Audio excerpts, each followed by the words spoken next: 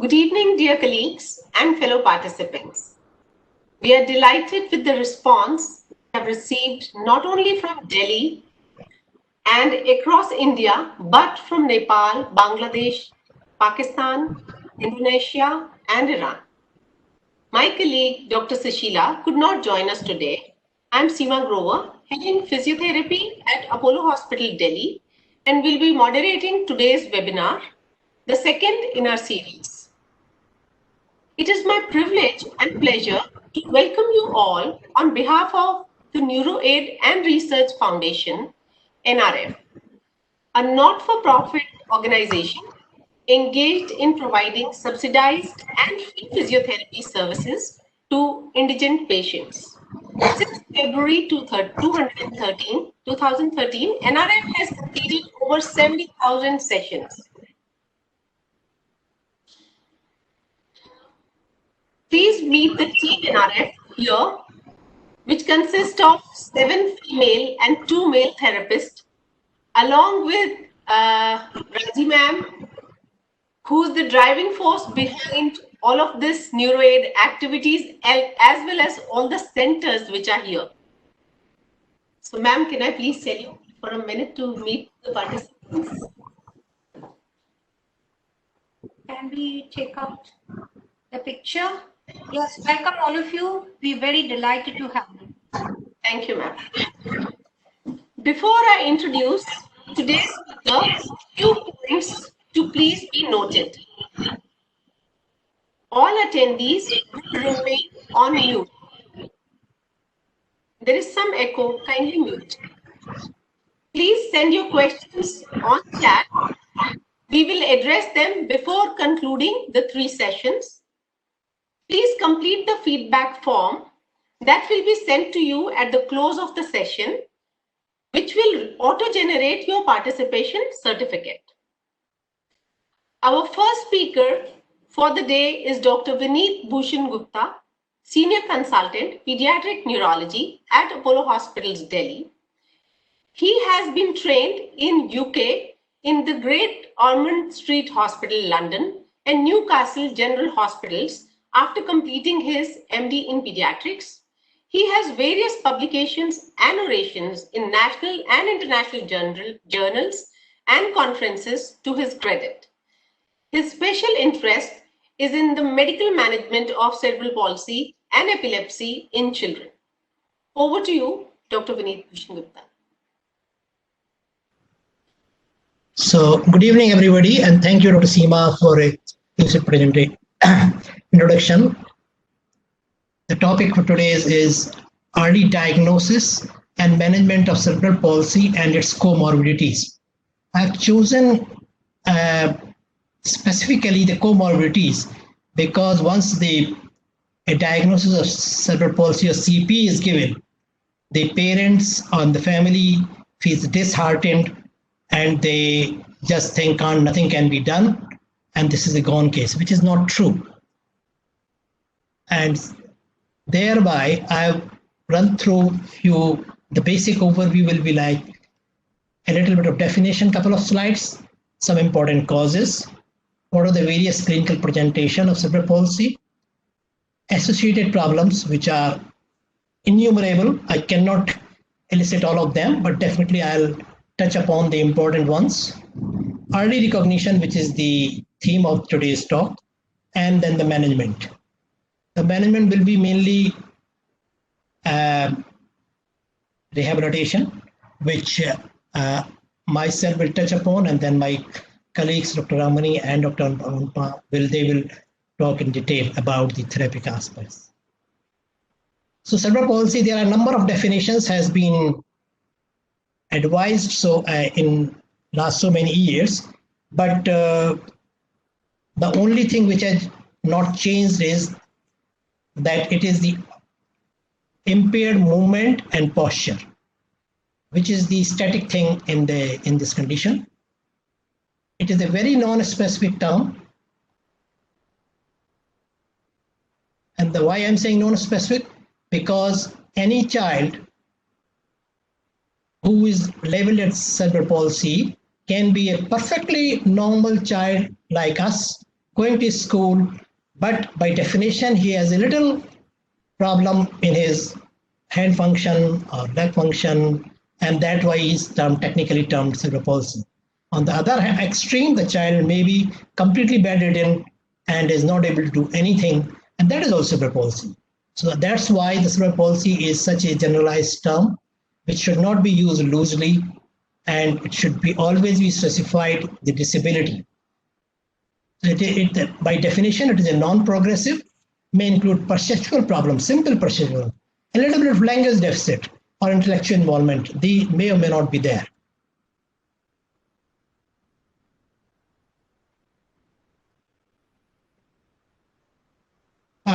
It is the most common physical disability of the childhood. The incidence has been varied upon, and it varies from place to place, from the facility available, from the country to country, and even within the society. However, it has increased, and mainly because of the improved survival of premature and very low birth weight infants. Etiology-wise, there are varied etiology. They can be grossly classified as perinatal, prenatal, and postnatal factors. They can be either singly or multifactorial. Earlier, it was commonly thought to be due to the birth asphyxia. I remember 30 years ago when I was medical student doing my MD, it was told that everything is birth asphyxia, but that's not true. With the testing times, it had changed, and nowadays we understand that most of these cases are because of the pre-existing prenatal brain abnormalities, which may reflect at the time of birth. The premature delivery is the single most important determinant of cerebral palsy, and thereby all of the pediatricians and neonatologists stress on a good antenatal maternal care to avoid premature delivery. However, in spite of all the advances, about 24% of the cases, we do not find any cause.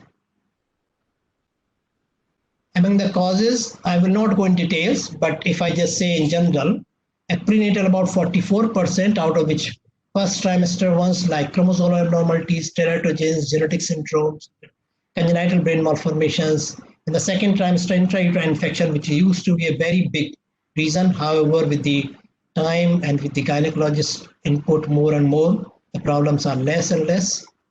The teratogens we know, even the radiation exposure, the chemicals, even the simple drugs can be harmful to the mother. In the perinatal, causes are about 8%. The delivery and labor and delivery, you can see this is only 19%. So it is only 1/5, not the 80%. It has reversed in last 20, 30 years. Previously, which was thought to be 80%, is now down to 20%. The perinatal is about 8%, and the childhood causes, which includes meningitis or TBI, is about 5%. The clinical classification, there are many ways to classify. There are many people doing differently. However, in grossly, I would say for practical purposes, which is more of a clinical use for us, is the tone. That is the first and foremost thing. The tone control, whether it is a spastic or hypotonic. Spastic is the commonest one, but hypotonic we also know. With poor posture control. Basically, the problem is the poor posture control. The dyskinetic or athetoid, where the involuntary movement are seen. The involuntary movements are only when the child is trying to do a movement, not at rest. If it is at rest, then it is usually dystonia. And then the ataxic, which is a wide-based gait, and then the mixed type. So here is a little picture, just a graphical presentation, that this is a normal one, where you hold the child in the ventral suspension, and the child, the head is at the level of the trunk. Then the floppy child, which hangs upside down, U-turn, with little or no movement. And when you're trying to sit up, the head, there is a head length. This is the ataxic child. When you ask the child to walk, they cannot walk in the appropriate lines, and they will take irregular steps And this is just another presentation of that. The hallmark of any cerebral palsy, which we see in clinical practice, is the delayed gross motor development. This delayed definition varies, which can be delayed by only few months, or it can be delayed by years, depending on the extent of the insult to the child. And this is a universal manifestation of cerebral palsy. The discrepancy tend to rise as the child grows because the body cannot meet the demand of the physical activity. The delayed development, balancing, all motor accomplishments are delayed.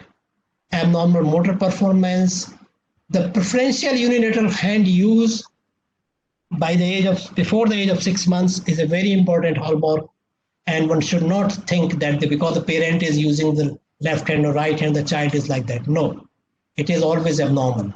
The hemiplegia, this presentation like abnormal crawling, the spasticity when child is trying to walk, standing on their toes, dyskinetic movement, all of them, which have been listed here, all of them can present like poor sucking, feeding, tongue thrust, head staggering, tremor on reaching out, truncal ataxia. There are a number of, one has to look for the signs.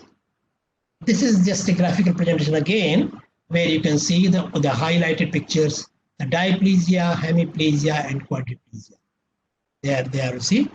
They are just the details. I'm sure you all are aware of this. I'm not going to go in detail of that. But here, everything. The only one thing to say that even if it is a hemiplegia or it is a diplegia, the other body parts are usually affected, maybe a little bit only, but most of them are affected. The typical atheroid arm movement, if you see the child lifting the arm, the wrist you can see the wrist is getting shaken and it goes into the spasm.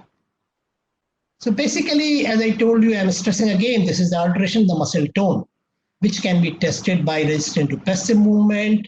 Even if you, by observation, you can say that this child is stiff because they have the moment you do the opistotonic postures appears, any movement, they feel stiff on dressing, they are exaggerated back arching. When they pull to sit, they may extend the entire body. The parents say, no, the child gets, even a 4-month-old child gets up and stands up on his hips and knees. No, that's wrong. It is not possible. This is an early sign of spasticity. Baby stiffens like a board, you can see that. These are all graphic positions. Again, the various abnormal postures can be there. Even simple abnormal posture, you will see if you are changing the diaper, you are moving the child. Even if the child is persistently lying and not without moving much, that is again can be a sign of early sign of spasticity. And the hemiparative movement you can see straight away. Here it is. You see the fist grip, thumb, the arm movement, stiffness, the tonic neck reflex, all these things. The one has to look for the early signs. They will not, the child is not going to say that. You have to just have an open eye and think of the suspicion, have a suspicion that it is going to happen. And the persistent or primitive reflexes is another sign. Now a little bit about the associated disabilities and problems. I'll run through them. The intellectual problem is seen at about 70%. The speech difficulty is definitely not a sign of mental retardation. They can be just because of motor and sensory deficit. The attention deficit and hyperactivity and behavior problem can be seen in more than 50 to 60% cases. The dental caries, the dental problem is one of the biggest and most overlooked problem in the children with cerebral palsy, and it can be because of the innumerable causes, right from the hygiene to the defect to the diet, carbohydrate diet, difficulty in closing mouth, drooling, malarticulation, difficulty with oversensitivity, they will not allow the brushing, overall hypersensitivity, gingivitis, number of causes can cause this. And the ultimate result is the child is not feeding well, is not growing well. The mother will only complain my child is not feeding well. It is the doctor or you as a experienced therapist to try to decipher what is wrong, where is wrong, and how to sort it out. If all of you, those who have experienced these cases in the day-to-day practice, you will know the feeding is a task for mother. Some of my patient mothers say they take 1.5 to 2 hours to give one feed. So if you imagine the child is getting 3 feed, the half of the day is gone in the feeding only. Then coming to the other associated problem like nystagmus and amblyopia, one should not overlook at nystagmus and amblyopia because they can lead to the permanent deficits in the vision. Otitis media, especially the child fat lying down. So the main important thing, assessment of the high risk. How? Physical assessment, I told you observation is the best assessment. And then you have to be aware if the child is low birth weight, was he born low birth weight, was he preterm, and those with low Apgar score at 5 minutes. They are categorized in the high risk. Further, the child who has a neonatal seizures, any evidence of intracranial hemorrhage, any metabolic disturbances like severe hyper or hyponatremia or hypokalemia, they are at risk. So they should be monitored in the high risk clinic as per protocol of your institute. There are certain warning signs which I would like to run through. Poor head control after 3 months, stiff or rigid arms and legs, arching back, floppy or limp posture, cannot sit up without support by 8 months, uses only one side of the body or only the arm to crawl is a very important early sign as early as 7 to 8 months. And quite a few behavioral, which are what we call as soft signs, are also there. Extreme irritability or crying is a very, very important sign in a young baby of few months only. Failure to smile by 3 months, feeding difficulties, as I have told you in detail. So coming to the therapeutic management, the physical therapy is the cornerstone of the management of the cerebral palsy in any situation because of any condition, any reason. Most commonly used treatments which a therapist prescribes, they can include a number of things which our therapist, in subsequent lectures you will hear that. The goal is a good skeletal alignment for the spastic child. If it is a athetoid child, then the training by our occupational therapist to avoid any hypersensitivity and to facilitate the hand movement. The proprioceptive senses for the child if they is ataxic, very important, and then orthotic devices if they need it. So this is just a poster which we have put up in the Indian Academy of Neurology pediatric chapter. Please help us develop skills rather than trying to treat our ills. Because they are intelligent child, most of them are. So they should be tried to made independent as much as possible. Occupational therapy, as I told you, is the cornerstone in dealing with the ADL. The mother has to be taught how the child should be dealt with the activity of daily living, sitting to walking, feeding, every step mother will need help. In the child who is intelligent, relatively, all programs should be incorporated in a play form so that they doesn't feel bored about that. Adaptive equipments, wherever is necessary, there are plenty of them, and all should be used to the best adaptation of the child. Speech and language therapy by a trained speech pathologist who deals with these children, and they should be done early. If the child understands, it should be started because otherwise they will develop the poor habits. Advice to parents to follow the directions strictly, and a special educator, determined by the child's needs. Early intervention program is for everybody, and then depending on this need of the specialized child, the school and socialization should be involved. Medication, I will just one slide, that in the older children, those who are intelligent enough, mostly they are not useful, but still the anti-anxiety medicine may help, especially when the child is going to do excessive motion and under stress, their athetoid movements get worse. The skeletal muscle relaxants we do use sometimes. The tizanidine and the baclofen are the first line, and they are used only for short terms until the therapy starts working. The benzodiazepines are rarely used, but yes, we do use sometime in special situations, especially when Dr. Ramani operates upon these patients. There's a multitude of problems and they go through, and then I use it. There are certain other therapies, I'll name it, the nerve blocks, which most of the are not used that much nowadays. Botulinum toxin, the Botox, is still used quite a lot, depending on, but the right time and judicious choosing of the muscle is the cornerstone of the success of the botulinum toxin. The pain management, depending on the condition of the child, and then the management of the secondary conditions like seizures, constipation, lung complications, if the child develops scoliosis and all, they all should be handled. Surgical intervention, I will not go in detail. I'll leave it to Dr. Ramani to talk about this. The surgical therapy can be a number of them. I have just enumerated, like tendon lengthening, release of spastic reflection, hip adductor. Ramani will talk about all these things. So just to conclude, the first and the foremost thing, after making an early diagnosis based upon your suspicion, there should be a case manager to be allotted for each and every case where the mother can reach out. It is very important for collaboration of all health professionals, all services, and all therapists to deal with the child. For us as a professional, there may be just one problem, but for mother, the child as a whole, it affects the child as a whole and the whole family, not only the mother, the whole family get affected. So that's why the child needs supports, and we should never forget the family needs support. Thank you for attention. Thank you so much, Dr. Vineet Bhushan Gupta, for your good overview of cerebral palsy and spasticity.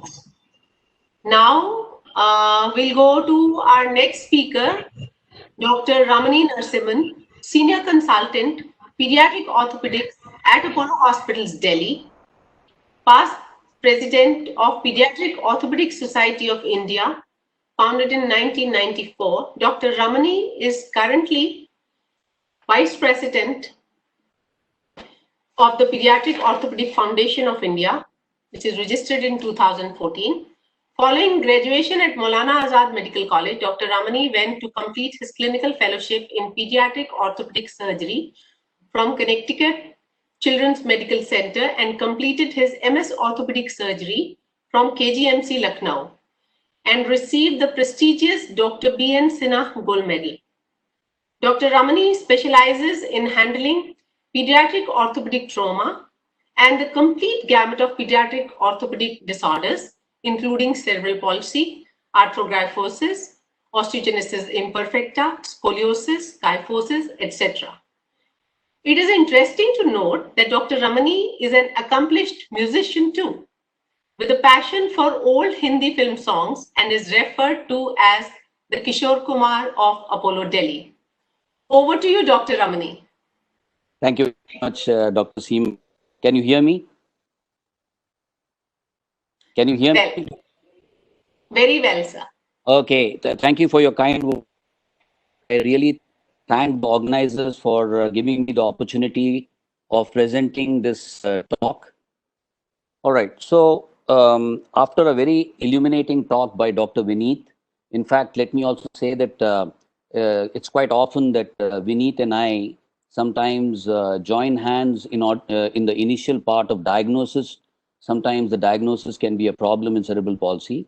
And once that the diagnosis is established, as the child grows, then we keep kind of a regular follow-up and interventions are done as and when necessary. So my topic here is to make people aware of the indications of surgery in cerebral palsy, how judiciously we use it. All right. So let me first talk about the cerebral palsy. The definition has already been given by Dr. Vineet, but all these, the sentences are loaded. It is an irreversible problem. It is a non-progressive disorder of immature brain. We are talking about the insult of the brain occurring below probably 2 years of age. We are talking about disorder of movement and posture. We are talking about persistent and changing growth. That means this problem is dynamic. All the problems that you see when the child is an infant may not be there at all, but as the child grows, you may find the problems increasing, and it may show more at 3 years. It may show even more when the child is 7 years. So that is important to understand. Though there is no progression of the lesion in the brain. Damage, like I just told you, it's important to understand and for the family to know that the cerebral palsy in a child will go on to become cerebral palsy in adult. It is for us to make the function of the child more effective, and the outcomes are basically totally dependent on how better the functions are. The important risk factor is prematurity, because one of the commonest causes for cerebral palsy is a hypoxic insult, which means there is a birth asphyxia in the second stage of labor, and that is more so if the child is immature. So the child born instead of 9th month, if the child is born in the 7th month, there is a high probability that the child will suffer a birth asphyxia and end up as a child of cerebral palsy. It's a complex disorder. It's a multidisciplinary approach is required hence towards management. In other words, one particular, like a pediatric orthopedic surgeon alone cannot treat cerebral palsy. A pediatrician alone or a pediatric neurologist alone cannot treat cerebral palsy.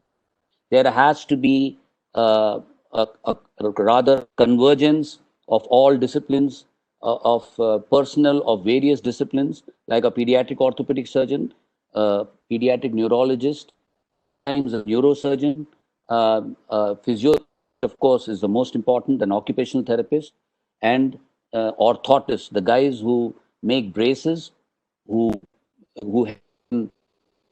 correcting sometimes deformities and maintaining them. So all these people are necessary for a proper outcome during the management of cerebral palsy. We have to factor the variables. Now, what are the variables? The region of damage. Now, we will come to that, but we have to understand where the damage has occurred, and according to that, there could be a spastic presentation where the muscle tone is terribly increased. There could be an ataxic presentation. So depending upon which part of the brain is involved, you have that kind of presentation. Then we need to know the extent of the brain damage. How much is the child mentally challenged? And what are the comorbidities? Having said that, the child may not be showing that much of intelligence as per his peer groups, but the child is reasonably intelligent enough to understand what is going on, and quite contrary to how he might be appearing to the other people, he actually has intelligence and understands what's going on. The comorbidities, Dr. Vineet has already mentioned. One of the commonest comorbidities that you encounter is a seizure. It's important to understand the functional status. We will come to the gross motor functional classification system, which is universally used, and the functional motor scale, which is universally used to measure outcomes. Then there is associated illness is going on. Is there the socioeconomic status of the family, whether they can afford all kinds of treatment, whether the family, what about the family commitment? Is the family committed in treating the child? Because it's not a cough and cold which can go away by giving some drugs or antibiotics. This is a long, it's a long haul. So the family needs to be committed. Facilities to treat a child of cerebral palsy in a village is very difficult to treat in its totality as compared to the one in an urban setting.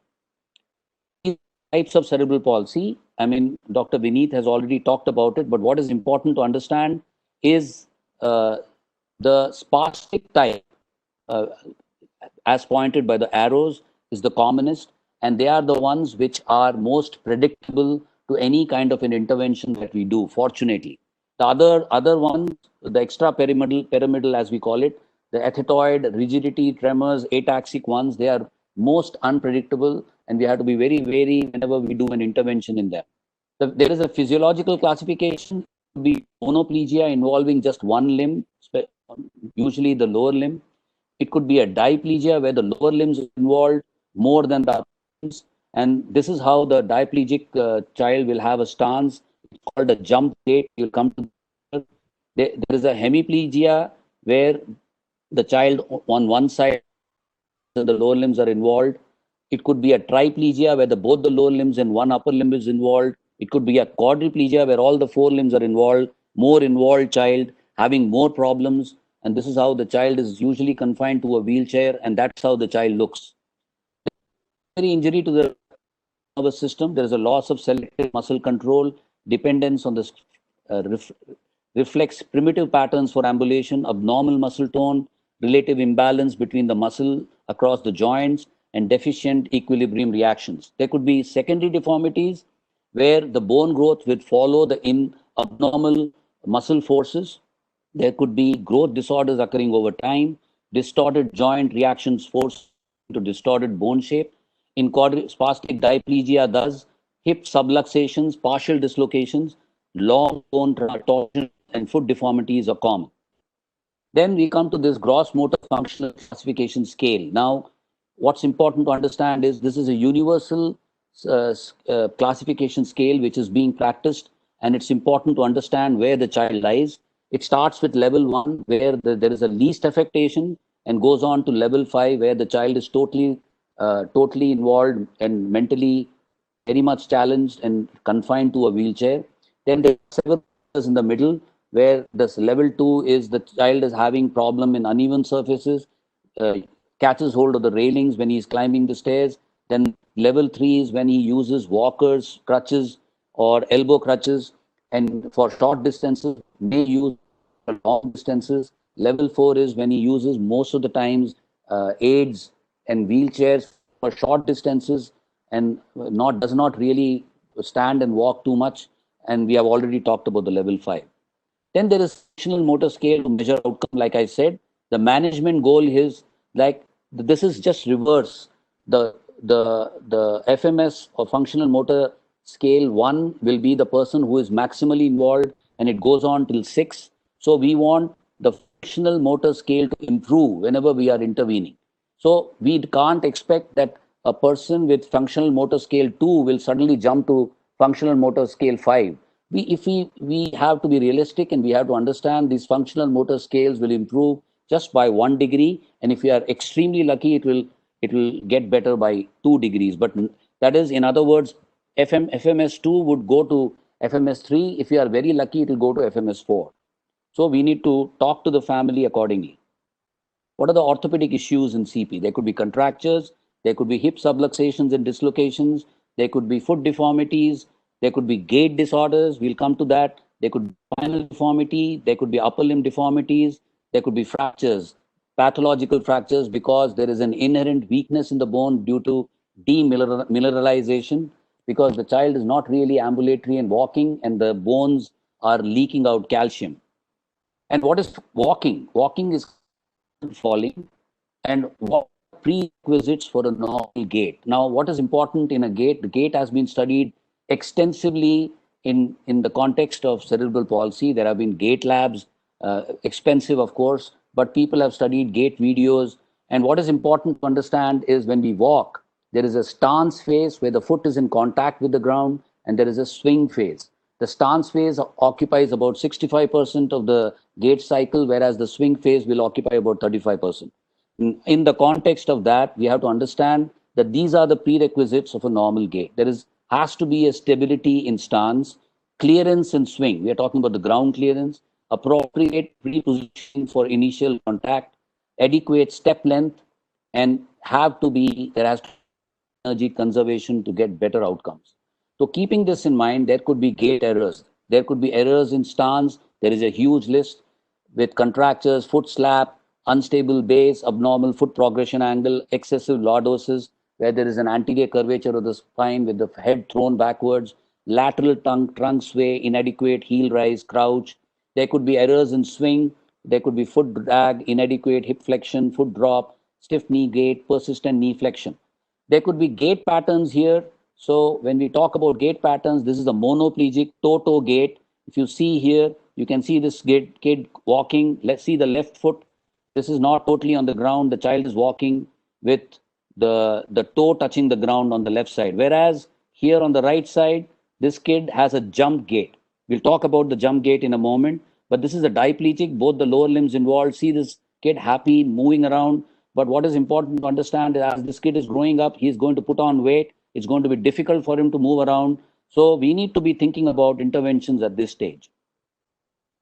And there are several complex gait patterns which I'm not discussing right now, but these are the couple of common ones which come across our way. Then there are gait study. There have been studies which have talked about, which have studied gait in gait labs as well as by video clips, and they have developed a method to re-establish normal gait prerequisites, method to decrease energy consumption in pathological gait, importance of skeletal structures in providing the lever arm by which the muscles produce movements across the joint. We have to understand the concept of liver arm dysfunction is very important. We'll come to that a bit later. The role of importance of two joint muscles. It's uncanny that the muscles which cross two joints are more affected in cerebral palsy. And it is so very true.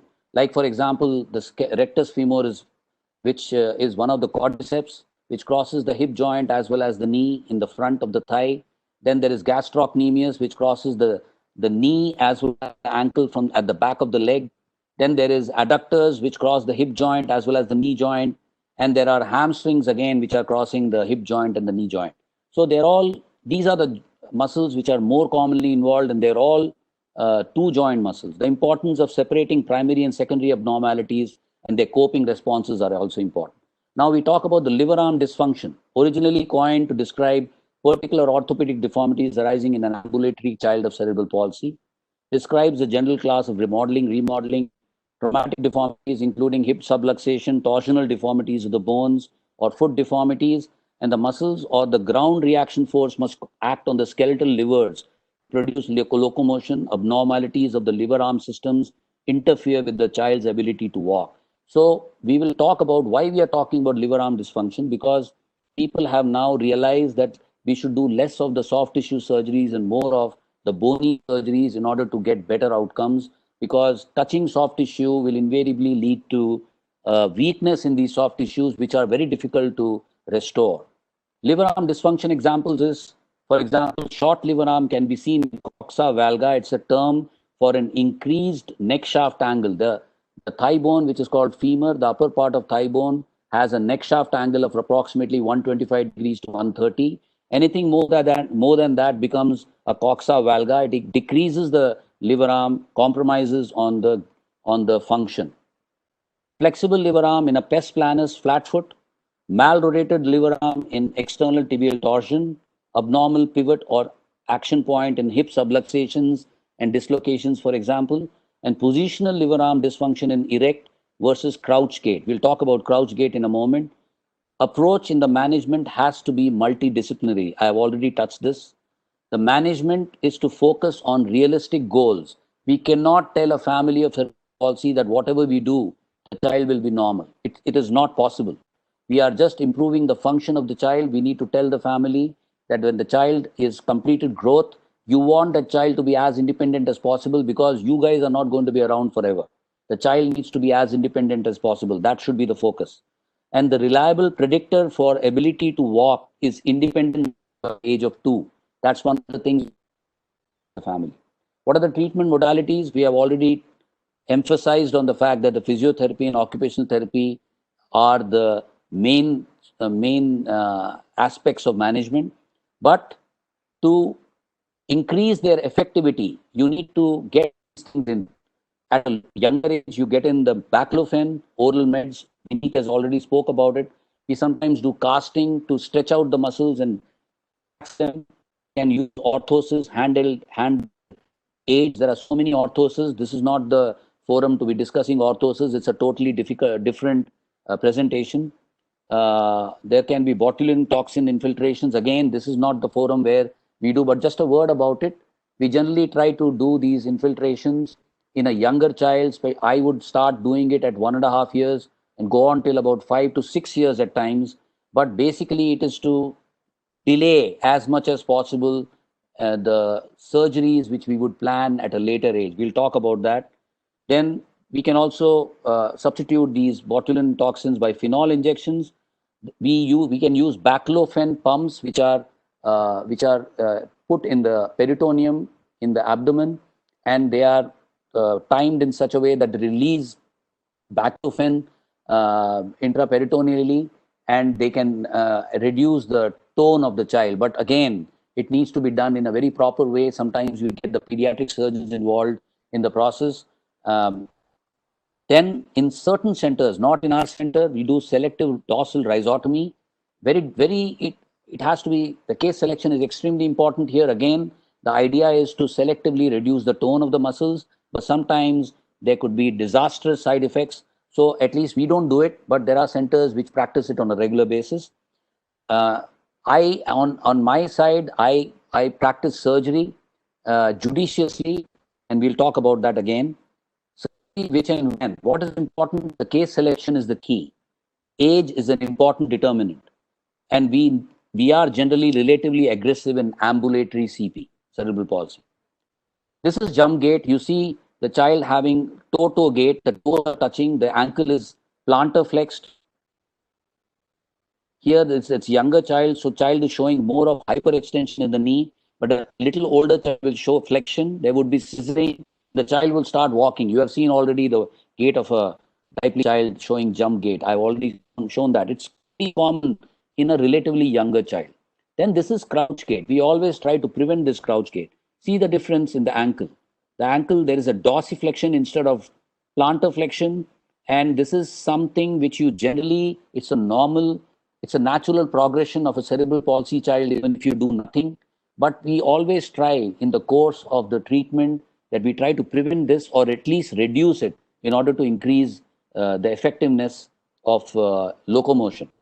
We have to avoid surgeries, piecemeal surgeries. There was a time, maybe 30 years ago or 40 years ago, whenever the deformity appeared, say 1.5 years, the child is walking toe-toe, we release the heel cord. Then after 1.5 years, starts getting tight hamstrings, release the tight hamstrings. Then this child gets to this kind of a posture, then you start doing something else. And there is a mess. So the messes that can be formed, that can be caused is a crouch gait. Crouch gait can be an iatrogenic or the surgeon caused by the surgeon himself due to solitary, like for example, in this particular case, a solitary tendo-Achilles lengthenings have been done well before it should have been done. And this child is in front of you and you have to do very complex surgeries to get this child on his feet in a proper way. What are treatment guidelines broadly? Treatment guidelines. In the first 1.5 years, you probably use physiotherapy, occupational therapy, baclofen, and orthosis. 18 months to 5 years, you would do casting followed by orthosis, occupational therapy for physiotherapy. You would use botulinum, casting, orthosis, occupational therapy. May consider baclofen pumps and SDR, selective dorsal rhizotomy in special cases. In 6 to 7 years, you try to delay again. You try, very occasionally you may require surgery, but we do not advocate surgery at this age, mainly because the gait mechanisms are still immature and there are more chances of recurrences. So you try to avoid surgery before the age of 7. But after 7, you start thinking about surgery, and we do something called as single event multiple level surgeries nowadays in order to correct all the deformities in one go, so that when the child recovers and you start a focused physiotherapy, occupational therapy program, coupled by the use of the appropriate braces, you actually prime the brain in such a way that the child learns to cope with a newer environment in a better way and probably will show a better outcome over a period of time. Selected spastic diplegic here. This is an older child, or the case which was in the early part of my practice. Here is a GM-FCS3, FMS3, 6-year-old, but we operated after 7. Here we did at that particular point of time the first set of soft tissue surgeries post-op, but we followed it up by, after doing clinical, there was a lot of torsion of the thigh bone, which is called little bit of varus, but derotation osteotomies of the femur. And this kid, after 6 months post-op, or even 8 months, I think, there was a good posture and confidence. His functional motor scale improved to 2 from 3. So this kid, of course, now he's not, he was probably done 15 years back. He doesn't come to me anymore. But the last I saw him was about maybe 10 years, 8 years back, and the kid was doing well. In a specific quadriplegic CP, though the child is not actually walking, it's a GMFCS4. And when I talk about this 222, we are talking about his functional motor scale at home, in his institution where he gets his physiotherapy, or school, and in community. So sometimes we classify it in that way. This is a child, GMFCS4, totally on the bed with the hips out on the left side. We had to do this various derotation osteotomies to get the hip back, because these hips can be a cause of very painful hips over a period of time. And there were some appropriate soft tissue surgeries also done. And this kid, actually, we changed the functional motor scale to 332. So here we have created that positive difference. Again, this is a child who we saw in 5 years jump gait. Again, went on, we kept a follow-up, and at 7 and 8 years, we did a SEMLS at FM, and the child was FMS4. And this kid actually has been on a regular follow-up, and he came to me when he still came to me a couple of years back when he was 18, and this is how he was walking. There is a little bit of crouch, but he is very compliant with physiotherapy. So we were not planning anything dramatic here, because we have to understand, and the father knows there that those necessary interventions at the right time to get this child being independent at the age of 18 and walking. So he's not walking normally, but he's walking reasonably at some place, and he's earning his livelihood. So when we talk about SEMLS, we consider compliant and supportive family, need, absence of comorbidities, good communication and comprehension. Optimum age is around 8 years, and results best in spastic diplegics, best once gait patterns are established, which is around 8 years. And we have to be extremely wary of doing such things in other forms of cerebral palsy. In fact, I would not advocate SEMLS in other forms.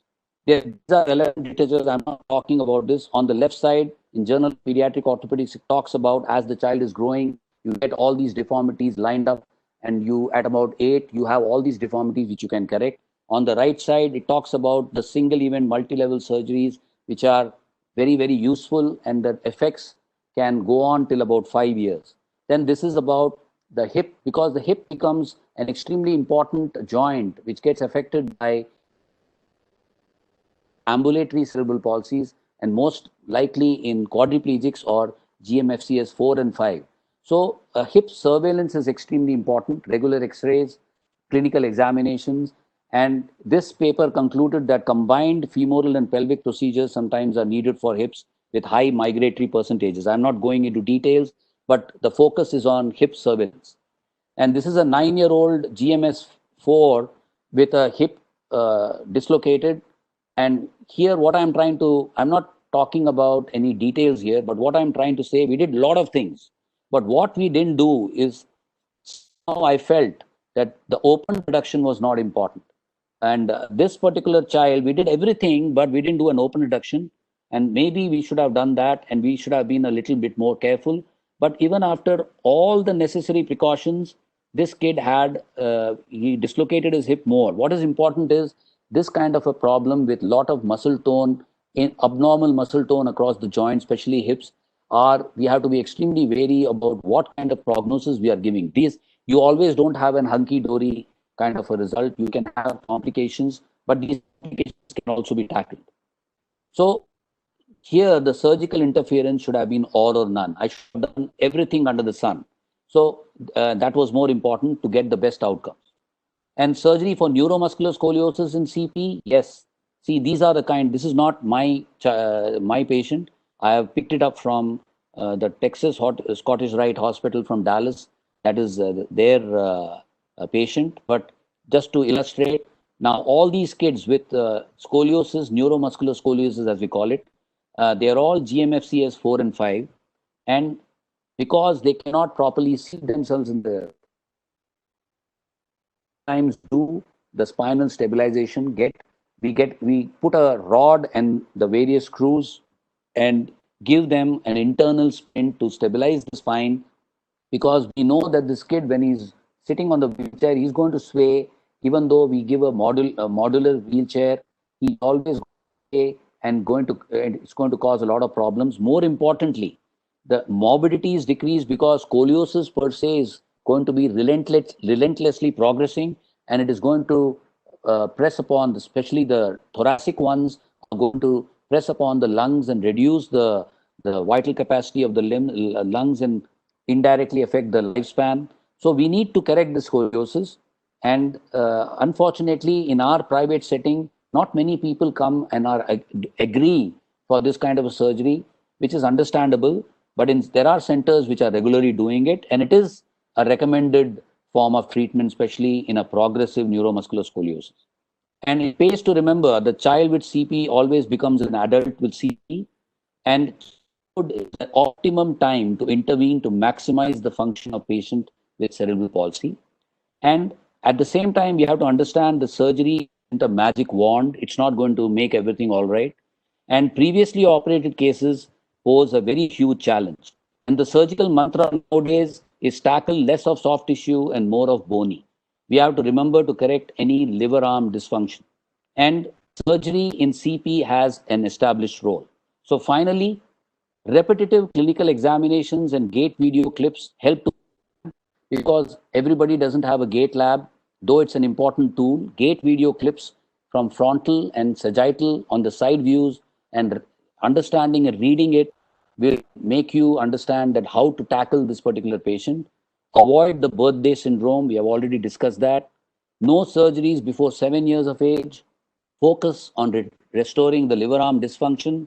Proper case selection is extremely important. Surgery is part of the overall treatment. Suitable environment for the physiotherapy or occupational therapy to be maximally effective. Subluxations or dislocations, especially of the hip, need to be addressed as soon as possible. It is a multidisciplinary approach, and we need to discuss with the family about realistic goals. Thank you very much. Thank you, Dr. Ramani. It was indeed a very wide presentation, summed up in very short span of time, and very clearly indicating a lot about surgeries. Thank you so much. Now we would go to our third speaker, the final speaker of the day, Dr. Amruta Paranjape. She heads the Department of Aquatic Therapy at the Neurogen Brain and Spine Institute, Mumbai. Neurogen, as most of you might be aware, was founded in 2008 and is doing pioneering work in neurorehabilitation and regenerative therapy. She completed her master's from UK and is certified in neurodevelopmental therapy, and also as an international aquatic therapy faculty. She is an aquatic therapist also from Switzerland. She went on to train as a Watsu practitioner and is also secretary of the Aquatic Therapy Network of India. Over to you, Dr. Amruta. Thank you so much for inviting me here. Are you all able to hear me clearly? Well, very well. Wonderful. So I'm really glad to be part of this webinar today. Of course, Dr. Ramani and Dr. Gupta have already given excellent information about cerebral palsy, an overview and the surgical management as well. I was very glad to hear the way they stressed about role of rehabilitation in cerebral palsy as well. So that's what I'm going to touch upon. I'm going to share my screen now, if I can get a feedback that it is being shared properly. So I'm going to talk today more about newer aspect of rehabilitation, that is aquatic therapy. It's a multidisciplinary process. It involves physiotherapists, occupational therapists, speech therapists, special educators, sometimes even psychologists training. And now there is another aspect into this rehabilitation theme, which is aquatic therapy. It's slightly newer concept in India. Your voice is little less clear. It's being interrupted in between. Dr. Amruta. Better now? Yes. Yes. I think I need to speak slowly then. Yeah, Are you it's able on. to hear me? Yeah, okay. Well. Yeah, be in front of the mic, I believe. Yeah, Yeah, it's right here. Is fine. it better? Can you hear me? Yeah. Yes, can hear you. Okay. So, the new aspect of rehabilitation in India, although worldwide it has been used for several years now, I have started seeing. Now, I would like all the participants to have a look at the pictures on this slide and notice one thing, which is the smile on all faces. And those of you who are physiotherapists or those of you who are, parents of children with cerebral palsy, I'm sure you would remember how harrowed the children are when they do physiotherapy. They're always crying. We have to give them, lalach of chocolates and things that they like so that they do the exercise.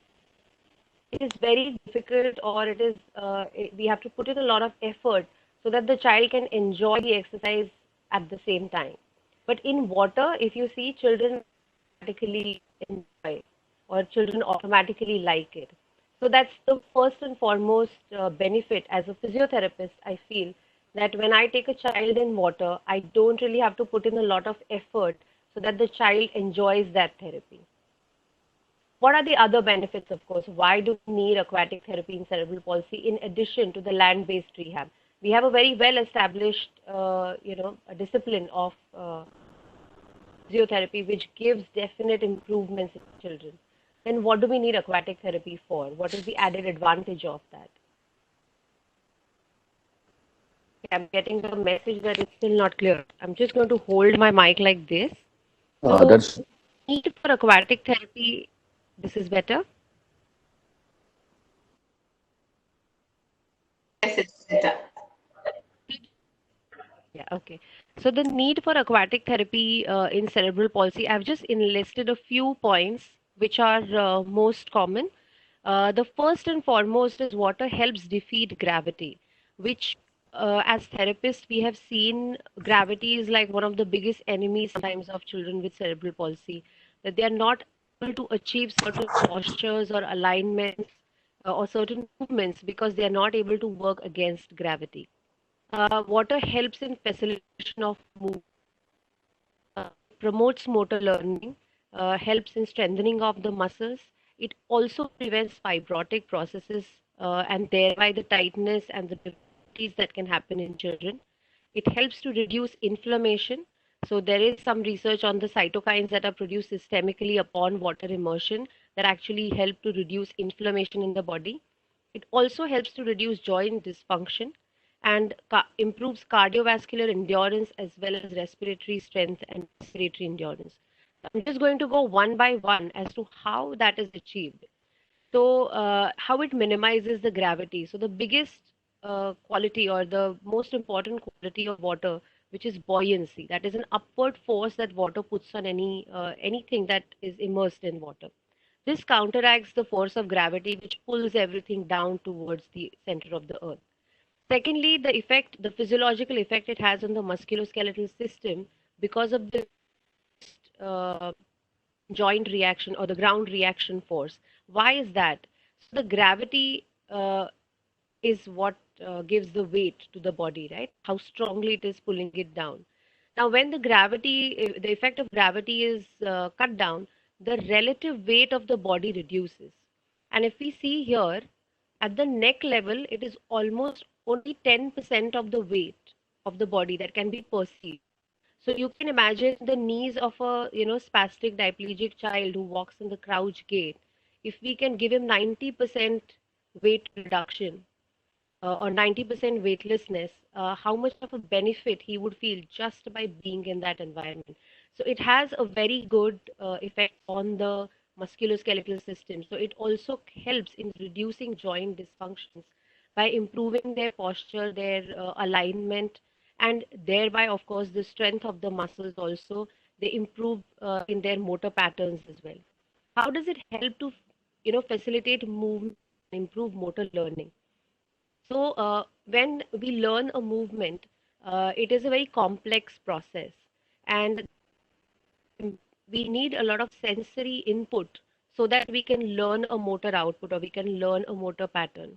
So the basic fundamental need is that sensory input.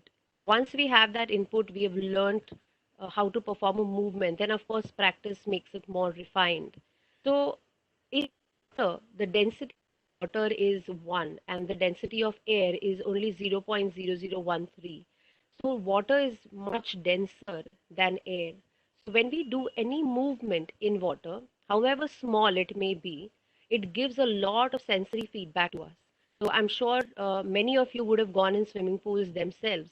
The way we walk on land, in water, we cannot walk that fast in water. It's nearly impossible to run in water sometimes. That is because of the resistance that the water provides, because it's very dense. There are other properties of water like viscosity, adhesion, cohesion, which all provide a sort of resistance to any movement in water, which gives a lot of feedback to the muscles, to the brain, to understand how the movement is done. One. Secondly, it also gives a lot of time for that movement to be performed. A lot of times, what happens on land is that the child doesn't get enough time or enough time to react because their muscles are or their reactions are very slow, their reaction time is more, and because there is gravity and they can just fall on land, they don't have enough time to learn a particular movement. In water, the movements are much slower, therefore they get that time as well. Thirdly, water has another property called hydrostatic pressure, where it kind of engulfs or encircles the entire body, and it is like a supported environment. It's like putting a child in the harness so that their postural alignment and stability can be maintained, and then they can learn their more distal and peripheral movements much better. But water does that automatically. It provides a sort of support, it provides time, so the child can learn on his own without any support as such. At the same time, water is not making the child completely dependent on that support, because the child cannot lean onto the water. They will still fall, just fall slowly. So the child has to learn how to maintain their posture, but it is aided better than as compared to land. Water cannot be compressed uh, at all, so therefore it gives a lot of resistance and definitely more feedback. There is also some hydrodynamic principles that render this feedback to the children who's performing movements. There's something called as eddy currents and the turbulent flow and the drag force of the water. So when we move our hand in water, there are certain currents that are formed. So if we are moving in this way, there are certain currents that are formed that automatically drag us in that direction. At the same time, they resist the movement as well. So these are certain principles that help in rendering input to the child, and it helps in development of the movement and facilitation of the movement in children with cerebral palsy. This is a principle of relative density. What it means is when density of all different objects is compared with water, how much does it weigh? Essentially, it means whether the object will sink in water or whether it will float. Why is it important for us to just, why am I glimpsing on this property, is because our body is made of different types of tissues, and the density of these tissues is very different. And if you see, I've put four commonly tissues that are of most importance to us: bones, connective tissue, or the soft tissue, fat, and if we see here, and so if here the muscles and bones are heavier, and the soft tissue and the fat is lighter than, so it floats on water. Well, important for us to know this, because the child with cerebral palsy, if they have spasticity or if they have a lot of contractures, they are going to find it more difficult to float on the water, and in that case the therapist needs to provide some assistance to them so that they can perform the movements. Now, what are the physiological effects that help to reduce inflammation, improve cardiovascular endurance, improve speech, and improve respiratory endurance? So, the first and foremost is cardiovascular system. I'm going into the details of how everything happens, but just to quickly summarize this, so water has the hydrostatic pressure, which compresses on our body from the outside, and also therefore compresses on the veins and the blood vessels in the extremities when immersed at a particular depth. This helps to reduce peripheral pooling, and for more amount of blood is pumped back to the heart. And of course, if there is more blood, automatically the movements are going to be much easier. If more amount of blood is being pumped, the blood clearance is better, then tissue quality also going to help to improve the quality of the tissue, of the soft tissues, of the muscles, all of that.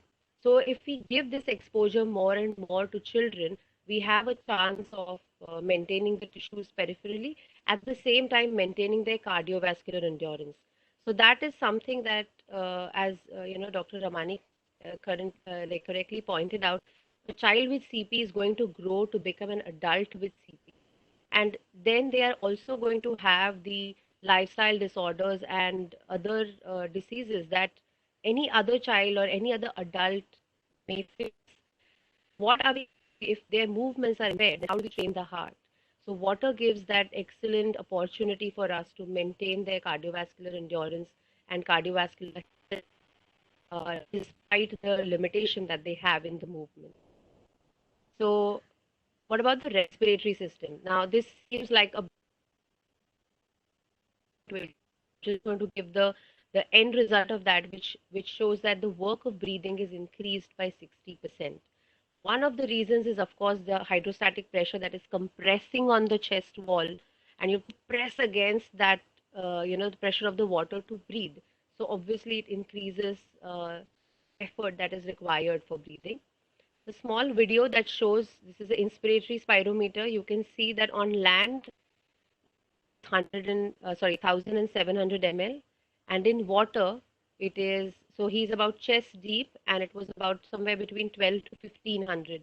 So by doing nothing, by just immersing him in water for at the chest level, the breathing capacity reduced by, or the inspiratory capacity reduced by 500 ml, which is which is a something to be remembered very much by the physiotherapists who are taking them, or the aquatic therapists who are taking children in water, because the child may feel uncomfortable to begin with, and so probably it's best to avoid deeper levels of immersion in the beginning, and maybe approach that in a more gradual way, start with waist deep and then go on to the chest level. And this is a study that shows effect of aquatic therapy on vital capacity. So this is a paradox. Also, the breathing, as I said, it increases the work of breathing by 60%. So yes, the immediate effect is that the child is able to breathe less, but the long-term effect. So if you see here, the vital capacity of the children with cerebral palsy increased by 56.7% by giving them 2 sessions per week for 6 months. So this actually us to train the children to improve their respiratory endurance. And if they are able to breathe better, a lot of other activities are going to improve, including their cognition. So many a times the child's arousal level is very, child is not able to learn or focus properly because of poor breathing. And as physiotherapists, also as parents who have children with CP, we know that they are sometimes in a very compromised posture, which does not let them breathe properly. And this also has an effect on their speech. So as I said, what are the physiological properties that help improve speech? So if my vital capacity increases by about 60%, I am going to be able to speak much louder. And when the child is learning to speak, the enunciation or the sound that he produces is important for, he or she produces, it's important for them to understand how they are speaking as well, or to learn or get that feedback. So if they are able to speak louder, they can speak much better. If the oxygenation is improved, their cognition is better, then they can focus on learning the speech or learning to speak as well. So it is an indirect effect, but it helps a lot. As far as the loudness of speech is concerned, you can see the effect in just a couple of sessions. So 2 or 3 sessions, you will see that the speech is much better. I'd seen a child with cerebral palsy. She had ataxic cerebral palsy. So because of ataxia, her speech was very unclear and slurred. And within 3 weeks, the father gave the feedback that she was an adult, around 16 to 17-year-old. So father used to leave her at home, and within 2 sessions, he said that I can understand what she says, so I can. So for Leslie at home, she manages her things. He is call me and we can. It was a relief for him. It also has effects on renal endocrine systems. So Dr. it Gupta, helps in clear. Yes. sorry to interrupt. Your voice is still getting a little weaker and cut in between. Close. Yeah. Yes. Thank you. Thank you. Thank you for the feedback. So endocrine system again, the urinary output increases when we are in water. This is sometimes a good thing, sometimes a bad thing. A good thing because in clearance and better functioning of a lot of systems of the body. But a child needs to go pee often when they are in the pool, and that is something that we need to be careful of as aquatic therapists.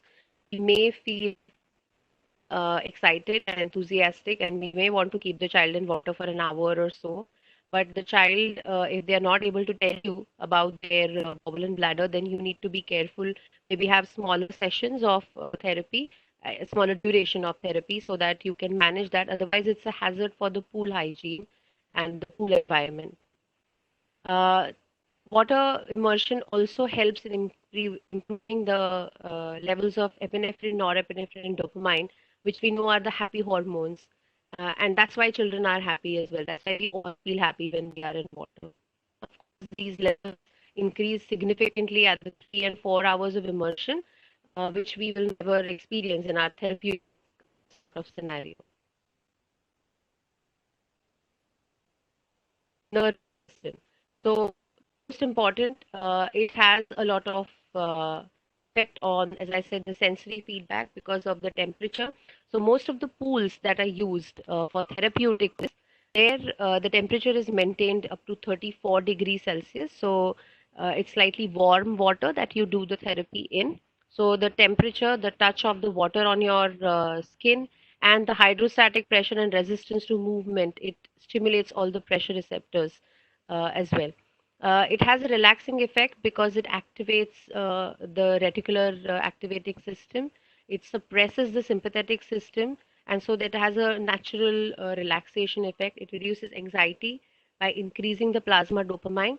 Now, what is also interesting is in children who have dystonic cerebral palsy, or I wouldn't say dystonic, but always who have the spasticity, it's very clear, but in when there are tone difficulties, or it can be dystonia, chorioathetoid, there is some abnormality in the dopamine secretion. There is some abnormality.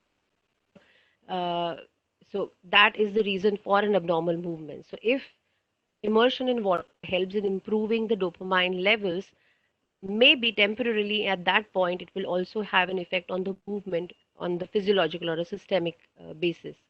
How long this effect can be sustained out of water, there aren't clear guidelines or clear research about that, but effect can be sustained for a longer time if there is training for at least 3 to 4 months in water.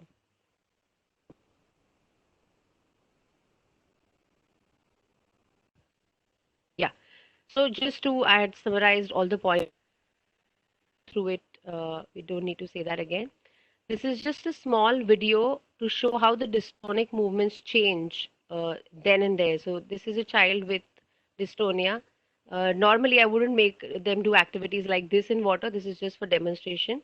But if you see in water, he could do one movement before, and now when he's completely immersed in water and performing the movements, he's able to finish almost 3 to 4 movements in the same time. So that is the immediate effect that we saw on the movement.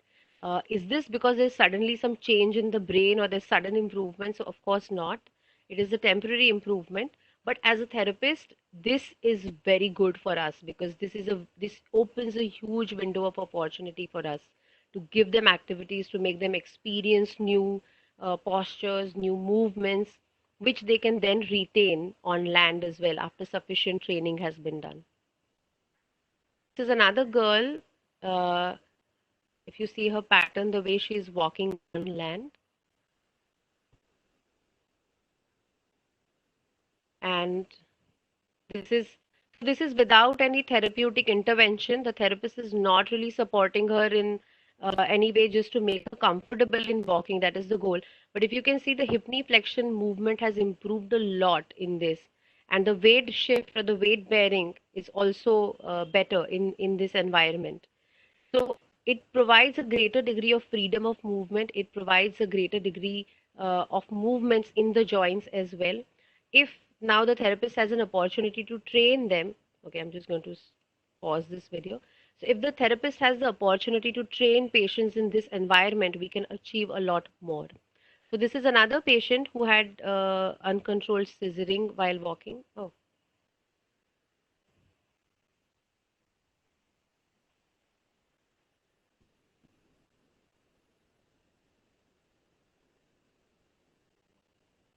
so he was of course not, there was poor alignment. There were a lot of issues with weight bearing, with the COG being not able to manage it.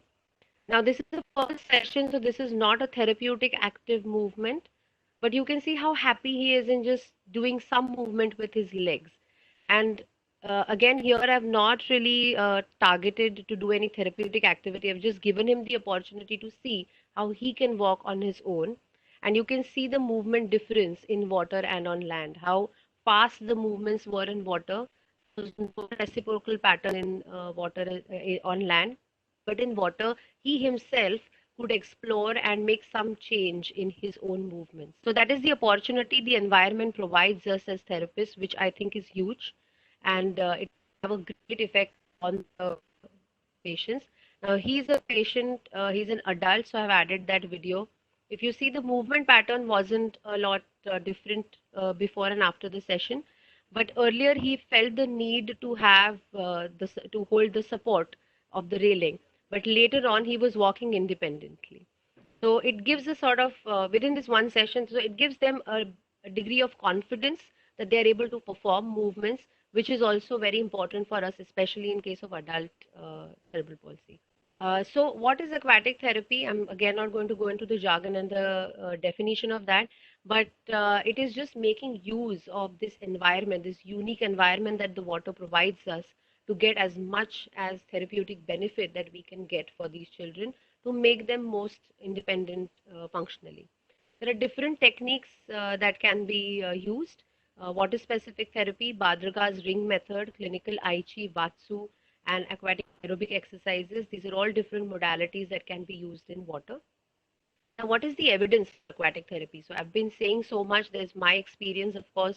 I've been practicing for 4 years. But apart from that, what does the literature say about aquatic therapy? So this is the first study that I've put. It's a qualitative case study where they have also taken interview of the patient and tried to understand patients and try to understand how they feel or what are the common themes that can originate.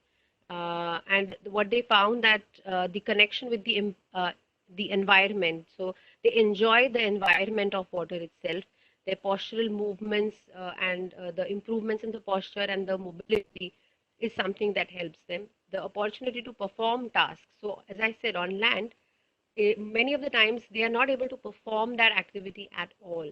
Water gives the freedom to learn new and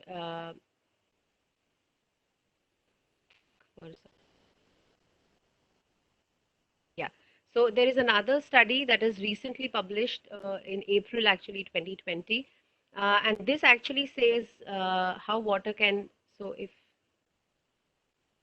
how water can influence in addition to the land-based therapy, uh, and it also highlights the motor functional development that is observed in children with cerebral palsy as compared to the neurodevelopmental therapy. So we all are NDT, so all of the therapists that are NDT trained, we know how much neurodevelopmental therapy can also help in bringing about improvements in the children. And this study, so this is very recent, and this shows that we can get even better improvements if we incorporate aquatic therapy in that.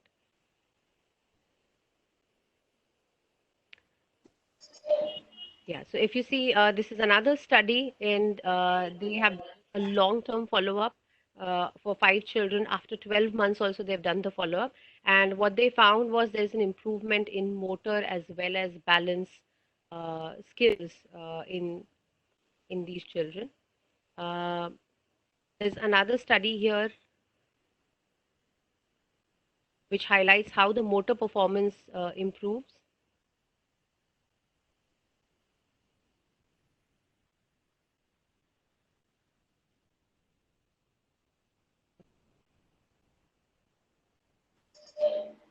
Right. Now, this study, I've purposely highlighted it here. So if you see here, physical activity enjoyment scale scores were also better than the control groups. As I said, the first point that I was trying to make, that aquatic therapy can be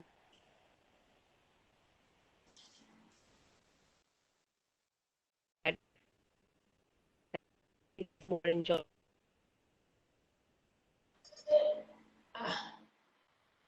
Dr. Physiological and yes. Your voice is again breaking in Hello. between. We just have 5 Yeah. minutes. In around 5 minutes, we'll have to sum up. Yes, yes. It's actually, this is almost the last slide. Sure. So, all right. And I think this we've already spoken about the effect on the respiratory system. This also speaks about just having an aquatic aerobic exercise and how that can help in modulating the motor function. This is a summary, this is a review which shows different studies and what effect they have had on which all parameters in cerebral palsy. So you can see that the range of motion, image about the self, the confidence about oneself, vital capacity, motor functions, all of that have changed after aquatic therapy intervention. So is it a fight between land-based therapy and aquatic therapy? So definitely not. I am a physiotherapist and I do both land-based and aquatic therapy. So it's definitely not a fight. It is not something that, if a child is doing therapy, they don't need to do land-based therapy. No, because we are not fishes. We have to live on land. So at the end, that transference has to be there. We can train them in water, give them a better opportunity to learn, but we have to make sure that that becomes applicable on land as well. So it is definitely a teamwork of both the therapies, and we work. I now primarily practice aquatic therapy, but I work very closely with the land-based therapists, so physiotherapists who are doing therapy on land, and there's a constant back and forth going on. What are the important aspects? So what kind of a therapeutic setup is required? In India, unfortunately, we don't have a lot of therapeutic pools. There are new pools and centers coming up day by day, which is good. Ideally, I would suggest an indoor heated or temperature controlled pool should be there, which is for therapy and not for general use. But if there is a lack of that, we can use public swimming pools.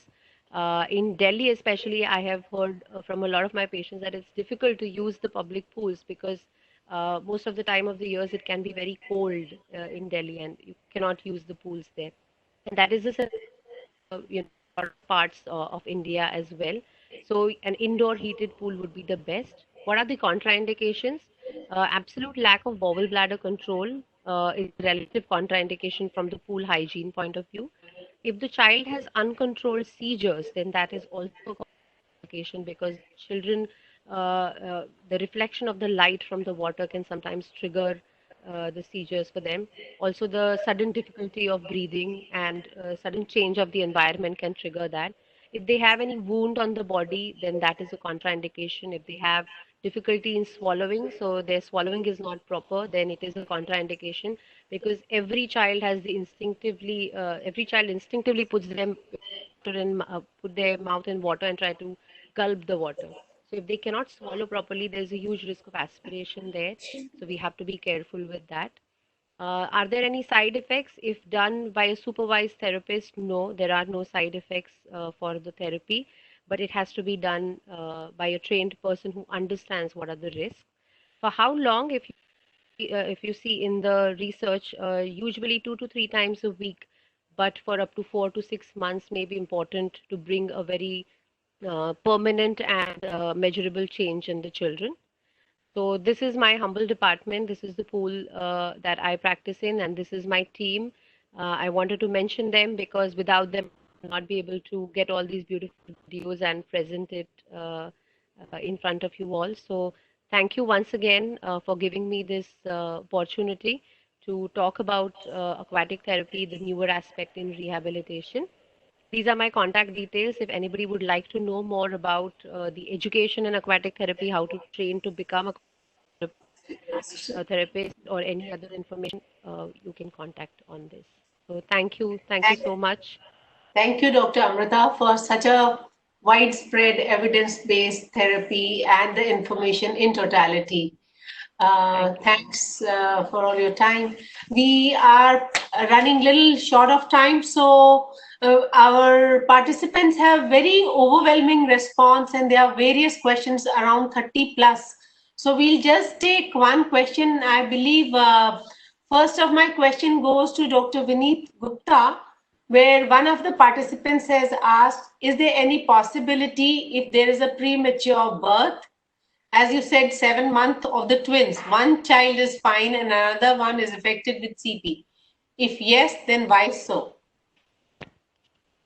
Sir, please unmute yourself.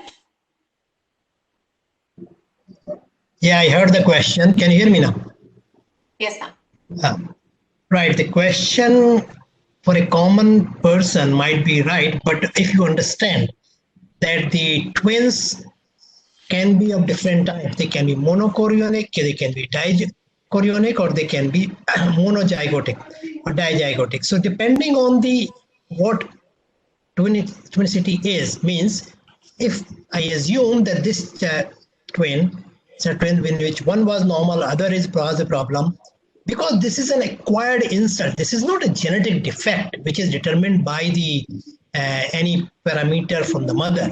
So if they are the two different twins, they are dizygotic, both are coming from different zygotes and different fertilization. At the same time, one is got affected due to whatever insult mother had, or whatever insult here, or it may be, I don't know what was the cause of the prematurity in this child, but that is quite possible to get delivered first and has all the problems associated with prematurity, and has everybody has stressed that the prematurity is the single most reason, biggest reason for the problems of the cerebral palsy. So that's fairly absolutely right. They can have the twins. One of them is perfectly normal, other is having problem. Absolutely scientifically acceptable. Thank you so much, Dr. Bhushan Gupta. Now, my second question goes to Dr. Ramani. How safe is SEMLS? Does it involve the same set of surgeries, or do they differ from patient to patient? Sir. Yes, thank. Now, SEMLS is in a proper setting in a tertiary hospital, like for example ours, or for that matter, any big hospital with a good backup, pediatric ICU backup with a good anesthetic facility. It can be done. The reason why we do all the surgeries together, I've already explained, because for the child to get the deformities all corrected in one go, so that the physiotherapy is very effective later on, along with the usage of the splints. And it's important that depending upon, there are certain situations where you may not want to do all the surgeries in one go. For example, I can give you an example like a crouch gait. If there is a crouch gait, you want to do the surgeries on both sides. There are complex surgeries around the knee, and then you may want to do something on the foot to get the liver arm okay. And so you may want to stage these surgeries 3 days apart, but but trying to finish off all the surgeries in that same admission.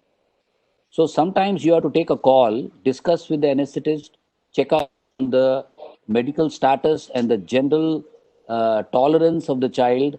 And sometimes you can take a call in the middle of the surgery, discuss with the anesthetist, but before that, talk to the family that we are trying to do surgeries together. But if there is any kind of an indication from the anesthetist that we should postpone, we will postpone. But by and large, the idea is to finish off all the surgeries during the same admission. Thank you so much, sir. Yeah. I believe we have many questions, and I thank all our participants since we are already running late. Maybe all our panelists, they would answer their respective queries to all the participants later. And now I would like to thank all our participants and all our esteemed panelists. And we'll come back with our yet another interesting seminar soon. Thank you very much. Thank you very much, Dr. Seema. Thank you. Good Thank you evening so much. and thanks again. Thank you, Raj. to all the speakers and to all the participants. We are sorry that we are not answering your questions live. We have history of your chat and we have your mail ID. We promise to get back to you, to all of you, on the questions asked so that the information is shared. Thank you so much. Thank you. Thank you.